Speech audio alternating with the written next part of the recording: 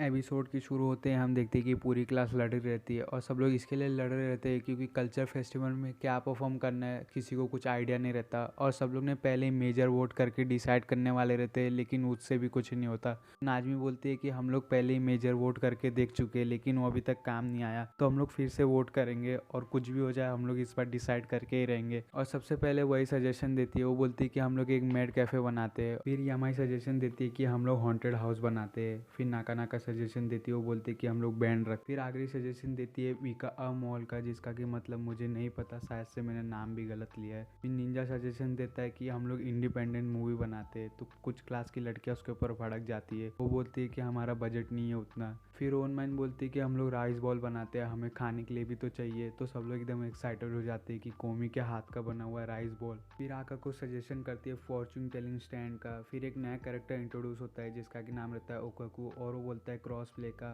फिर यामाई फिर से सजेशन देती है, वो बोलती है कि हम लोग सॉसेज बनाते हैं। कोमी क्या तुम मेरा सॉसेज चूसोगी? तो तातानु बोलता है कि ऐसा बिल्कुल भी मत बोलो। और रिजल्ट फिर से सेम आता है और पूरी क्लास फिर से लड़ने लगती है। तातानु कोमी के पास जाके पूछता है कि तुम किसको पसंद करती हो, तो तुम किसको वोट देना चाहती हो? अगर तुम्हें वोट नहीं देना है तो ठीक है। तो कोमी कैफ मेड को वोट करती है और पूरी क्लास शांत होकर सुनती है और सब लोग एक हो जाते हैं और सब लोग कैफ मेड को भी वोट कर देते हैं। और फिर कल्चर फेस्टिवल का प्रिपरेशन होता है। पूरी क्लास प्रिपरेशन में लगी रहती है और कोमी यहाँ वहाँ देख रही रहती है कि सब लोग प्रिपेयर कर रहे हैं एक से एक चीज़ें, और वो मदद करना चाहती है लेकिन वो मदद नहीं कर पाती। लेकिन तभी पीछे से कोई आवाज़ लगाता है कि यहाँ पे कोई आके मेरी मदद करो, और कोमी उसके पास जैसे ही जाने लगती है तभी उसके पास एक लड़की आती है और बोलती है कि मैं वो देख लूँगी, आप वहाँ पे जाके बैठिए। और उसे घोड़ की सीट पे बैठा के दो जन उसकी पूजा कर रहे रहते हैं। तभी एक लड़की आती है कल्चर फेस्टिवल की कम्युनिटी में से, और वो ओत्री को बोलती है कि हमारे पास ज़्यादा मटेरियल नहीं है, मुझे कोई चाहिए जो शॉपिंग पे जा सके। तो ओत्री बोलती है अच्छा। वो लड़की बोलती है कि नहीं, मुझे कोई चाहिए जो तुम्हारे साथ जा सके। तो ओत्री बोलती है अच्छा ठीक है, मैं शॉपिंग पे जाऊंगी। तो लड़की बोलती है क्या तुम अकेले जाओगी? तुम्हें एक दो जन को साथ में लेके जाना चाहिए। तो ओत्री बोलती है अच्छा ठीक है। फिर वो कोमी के पास जाके बोलती है कोमी क्या तुम मेरे साथ चलोगी शॉपिंग के लिए? पूरी क्लास एकदम हैरान हो जाती है और बोलती है कि वो गॉड है, तुम्हें पता नहीं है। और कोमी ये सब सुन के थोड़ी घबराने लगती है। तो ओनमैन बोलती है कि मैं तुम्हारे साथ चलती हूँ शॉपिंग पे। फिर ओनमैन, ओत्री और कोमी एक साथ में जाते शॉपिंग करने के लिए। रास्ते में जाते जाते ओनमैन कोमी से बात करने का थोड़ा कोशिश करती है। वो पूछती है कि क्या तुम अनकंफर्टेबल फील कर रही हो? तुम अपने आप को इतना फोर्स मत करो बात करने के लिए। फिर थोड़ी देर बाद वो तीनों फिर वो लोग दुकान पहुंचते हैं और ओनमैन अंदर जाके बोलती है कि हमें क्या क्या चाहिए, और वो लिस्ट निकाल के देखती है। उसमें लिखा रहता है बॉर्डर, प्लैंक, फाइबर। और ओनमैन बोलते हैं कि हमें अलग अलग होके ये सब चीज़ें ढूंढनी चाहिए। फिर ओनमैन बोलती है कि नहीं, ये बहुत ही खतरा है, हम लोग साथ में ही घूमते शॉपिंग करने के लिए। फिर वो लोग बॉर्डर खरीदने के लिए चले जाते हैं। फिर वो लोग लकड़ी देख ही रहे रहते हैं। ओनमैन बोलती है कि ये कैसा है? तो ओत्री बोलती है कि मैं इधर पहली बार आई हूँ तो मुझे पता नहीं है। और ओनमैन बोलती है अच्छा ठीक है, और वो दूसरा लकड़ी देखने लगती है। और वो जैसे ही वापस से मुड़ के उसकी तरफ देखती है और वो वहाँ से गायब हो जाती है। तो ओनमैन कोमी को बोलती है चलो अलग अलग होके ढूंढते हैं उससे जल्दी। फिर कोमी ओत्री को ढूंढने रहती है, तभी उसकी नज़र ओत्री पे पड़ती है जो कि स्टाफ रूम के बाहर खड़ी रहती है और अंदर जाने की कोशिश कर रही रहती है। तभी उसको पीछे से कोमी पकड़ लेती है। तो वो बोलती है अरे कोमी तुम हो, और वो माफ़ी मांगती है कोमी से। और वो पूछती है क्या तुम मेरे ऊपर गुस्सा हो? तो कोमी बोलती है कि नहीं, मैं तुम्हारे ऊपर गुस्सा नहीं हूँ। और कोमी उससे सवाल पूछती है तुमने मुझे क्यों बुलाया है? तो बोलती है नहीं, मुझे भी नहीं पता मैंने तुम्हें क्यों बुलाया है। तो कोमी उससे लिख के पूछती है कोई और वजह? तो ओत्री बताती है कि शायद से मैं तुम्हें तादानो और बाकी सबसे बात करते हुए देखती हूँ, तो मेरा भी मन करता है मैं तुम्हारी फ्रेंड बन जाऊँ। तो कोमी उसे लिख के बताती है कि स्कूल में कोई भी इवेंट होता है तो मैं अपनी क्लास की मदद बिल्कुल भी नहीं कर पाती, इसके लिए मुझे बहुत ही बुरा लगता है। लेकिन जब तुमने मुझसे पूछा तो मुझे बहुत ही अच्छा लगा। और वो ऐसे लिखी रहती है। तभी वो सामने देखती है तो ओत्री वापस से गायब हो जाती है।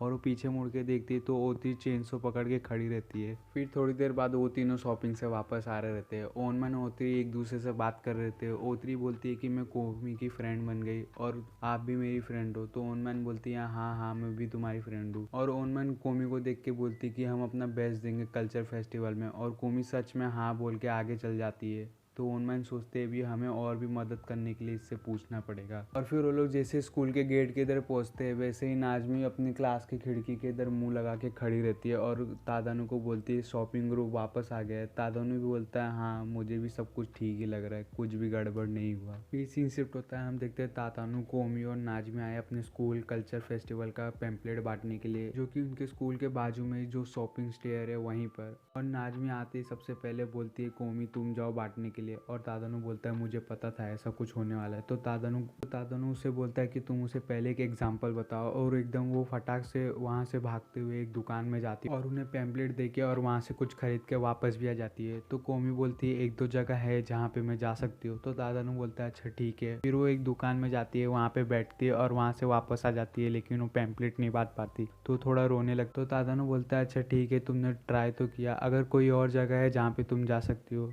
तो कोमी वहाँ पे जाती है जहाँ पे वो अपना बाल कटाती है, और वहाँ की ओनर देखते ही समझ जाती है और वो उनके हाथ से पैम्पलेट ले लेती है। और कोमी रैम शॉप पे जाती है जहाँ का ओनर डायरेक्ट ही समझ लेता है और वो कोमी के हाथ से पैम्पलेट ले लेता है। फिर आखिरी में एक आखिरी पैम्पलेट बचा रहता है, तो नाज़मी बोलती है चलो इस घर में बांट देते हैं। और नाज़मी जैसे डोर बेल बजाती है तो वो लेडी अपने बच्चे को लेके डोर खोलती है। तो नाज़मी बोलती है सॉरी मैंने इसे उठा दिया। तो लेडी बोलती है नहीं ये हमेशा ऐसे ही रोते ही रहता है। और तादानू उन्हें बताता है कि हम लोग लेटिन स्कूल के स्टूडेंट है और अगले हफ्ते हमारा कल्चर फेस्टिवल है, प्लीज़ आप आना ज़रूर। और वो बच्चा कोमी को देखता है और कोमी उस बच्चे को देखते ही एक प्यारी सी स्माइल देती है, और वो बच्चा कोमी को देखते ही कोको कोको चिल्लाने लगता है। तो どうしたの？ सब लोग सोचते हैं कि क्या हुआ, और फिर फाइनली सारा पैम्पलेट खत्म हो जाता है। तो नाज़मी उन दोनों को थैंक यू बोलती है और बोलती है कि कोको चलो चलते हैं। और तादानू भी बोलता है अब से हम तुम्हें कोको ही बुलाना शुरू कर देते। तो कोमी एकदम शर्मा जाती है। और फिर सीन शिफ्ट होता है, हम देखते हैं समर फेस्टिवल शुरू होने की पहले की रात बहुत सारे स्टूडेंट स्कूल में रुके रहते कल के लिए, और सबकी बैंड बज गई रहती काम करते करते। तभी क्लास की लड़कियां राइस बॉल बना के लेके आती है और सारे लोग एकदम जोश में आ जाते हैं, और सब लोग जैसे ही खाने जाते हैं वैसे सब लोग रुक जाते हैं और सब लोग सोचते हैं कि इसमें से कोमी का कौन सा होगा, क्योंकि राइस बॉल बहुत ही अलग अलग शेप में रहता है, सर्कल शेप में रहता है, छोटा रहता है, बड़ा रहता है, ब्यूटीफुल शेप में रहता है। और ये आप लोग सोच रहे होंगे ब्यूटीफुल शेप क्या है, मुझे भी नहीं पता ब्यूटीफुल शेप क्या है, और सब लोग सोच ही रहे रहते हैं इसमें से कौन सा है कौन सा है। तो नाज़मी सबसे पहले बताती कि उसका एक स्क्वायर और एक डायमंड शेप का है, और ओनमैन बताती कि मेरा एक छोटा और एक बड़ा है शायद से। और नाज़मी कोमी का बताती कि उसने ब्यूटीफुल शेप का बनाया है। तो यामाई बोलती कि नहीं उसने सबसे छोटा वाला बनाया है, और इसमें से कोई एक झूठ बोल रहा है आप लोग को गैस करने। और सब लोग खाने के लिए स्टोन पेपर सीजर करते हैं और सब लोग ट्रायंगल शेप का उठाते हैं, और सब लोग एकदम खुश रहते हैं कि ये शायद से कोमी ने बनाया रहेगा, ये शायद से कोमी ने बनाया रहेगा। और तादानू ब्यूटीफुल शेप का उठाता है और वो सोचता है कि शायद से नाज़मी ने बनाया रहेगा, और तभी कोमी भी उसके पास आती है और वो सोच ही रहा रहता है कि ये किसने बनाया, और वो थोड़ा खा के देखता है और बोलता है कि हाँ बहुत ही अच्छा बना है, और कोमी एकदम खुश हो जाती है। अभी पीछे से ओनमाइन आके कोमी के ऊपर हाथ रखती है और बोलती है कि